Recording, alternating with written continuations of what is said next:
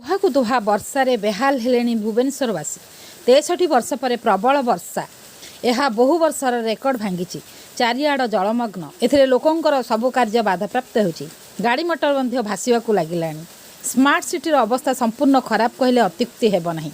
वर्तमान देखंतु Bhubaneswar rail station कथा रेल धारणार पानी भर्ती होई यह प्लाटफर्म उपर को पानी उठी आसथिला लोक माने तांकर जिनिसपत्र और पिलामानकु धरी बहुत असुविधार सम्मुखीन होइथिले।